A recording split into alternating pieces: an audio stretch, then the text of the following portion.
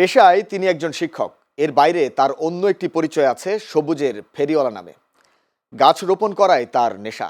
ছাত্রজীবন থেকে শুরু করে আজ পর্যন্ত প্রায় 1000 তাল গাছ সহ বিভিন্ন প্রজাতির 50,000-এর বেশি গাছ রোপণ করেছেন। আজ সেই তাল গাছগুলো রাস্তার দুপাশে মাথা উঁচু করে দাঁড়িয়ে আছে, আর গাছের ছায়াতলে পথিকরা প্রাণ জোড়ায়। শুধু তাই নয়, সড়কের সৌন্দর্য বাড়িয়ে এখন বিভিন্ন স্থান থেকে মানুষ আসছেন এখানে। কেউ বা তোলেন ছবি, কেউ বা সময় কাটান প্রিয়জনের সাথে। গাছ রোপণ করায় জেলায় বেশ প্রশংসা কুড়িয়েছেন নওগাঁর মহাদেবপুরে রাইগা ডিগ্রি কলেজের অধ্যক্ষ আরিফুর রহমান। বিস্তারিত প্রতিনিধি সোহেল রানার পাঠানো তথ্যচিত্রে ডেস্ক রিপোর্ট।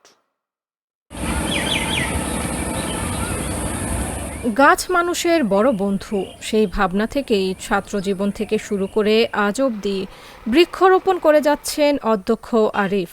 দেশের তথা মানুষের কল্যাণে এই ধরনের ব্যতিক্রমধর্মী উদ্যোগ নিয়েছেন তিনি। পরিবেশ রক্ষা ও নানা কল্যাণমূলক কাজ করে ইতিমধ্যে সবার নজরও কেড়েছেন।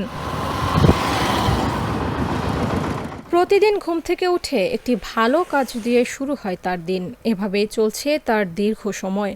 আজ থেকে 40 বছর আগে ছাত্রজীবনে নিজ গ্রামের কয়েকজন বন্ধু মিলে ইউনিয়নের বহুতি গ্রাম থেকে নিজ গ্রাম শহরাই হয়ে ডাবরকুড়ি পর্যন্ত প্রায় 1000 তাল গাছ রোপণ করেছিলেন, যা বর্তমানে তাল পার্ক নামে পরিচিত। নিজ তহবিল থেকে বিভিন্ন রাস্তা ও প্রতিষ্ঠানে ফুল, ফল, বনজ, ঔষধি সহ নানা প্রজাতির গাছ রোপণ অব্যাহত রেখেছেন। এই রাস্তায় প্রখর রোদ ছিল, মানে গাছ ছিল না, রাস্তায় মাটি কাটা শুরু চলছিল।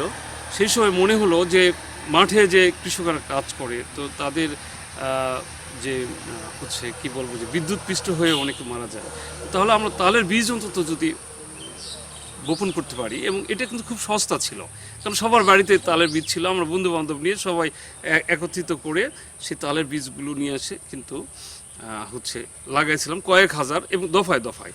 তো সেই ছাত্র জীবনের সেই গাছগুলোই আজকে তাল পার্কে রূপান্তরিত হয়েছে। তা আমি সরকারের কাছে এটাই আবেদন করব যে এইটা পর্যটন কেন্দ্র হিসাবে ঘোষণা করা হোক। ইতিমধ্যে তাল গাছকে কেন্দ্র করে এলাকার সৌন্দর্য ফুটে ওঠায় পর্যটকদের দৃষ্টি আকর্ষণ করছে সড়কটি। বজ্রপাত থেকে রক্ষায় এই তাল গাছগুলো ব্যাপক সহায়ক ভূমিকা পালন করছে। উদ্যোক্তা আরিফ স্যার বর্তমান চেয়ারম্যান, রায়গা ইউনিয়ন পরিষদের চেয়ারম্যান, ছাত্র জীবনে তাদের বন্ধু বান্ধবদের নিয়ে বিভিন্ন জায়গায় আটি সংগ্রহ করে তাল গাছগুলো রোপণ করেছে। আজকে সারিবদ্ধভাবে দাঁড়িয়ে আছে। আরিফ ভাই ছিল, আবুল ছিল, মকলেশ ছিল, মঞ্জির ছিল, জাকির ছিল, আমরা সবাই মিলে এই গাছগুলো লাগানো হয়েছে।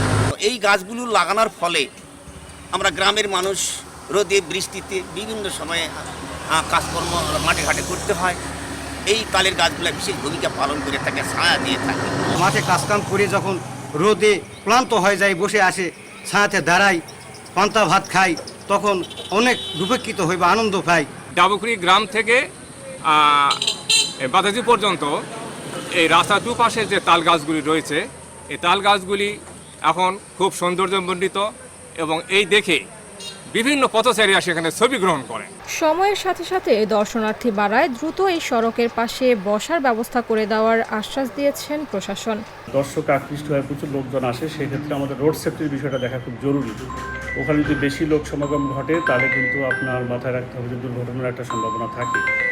তারপরেও আমাদের যেহেতু দুই পাশে বিস্তীর্ণ সবুজ ভূমি আছে, এই ভূমিগুলো যাতে ক্ষতিগ্রস্ত না হয় এবং সেখানকার যাতে ফসলের উৎপাদন ব্যাহত না হয়, সেসব দিক খেয়াল রেখে ওখানে দর্শকদের জন্য আলাদা কোনো বিনোদন কেন্দ্র স্থাপন করা যায় কিনা, সেক্ষেত্রে আমরা স্থানীয় প্রশাসনের সাথে কথা বলে সিদ্ধান্ত গ্রহণ করব। পরিবেশ রক্ষায় সড়কের পাশে সারি সারি তাল গাছ একটি দৃষ্টান্ত বলে মনে করেন সংশ্লিষ্টরা। Sumaiya Sumi, channel S news desk.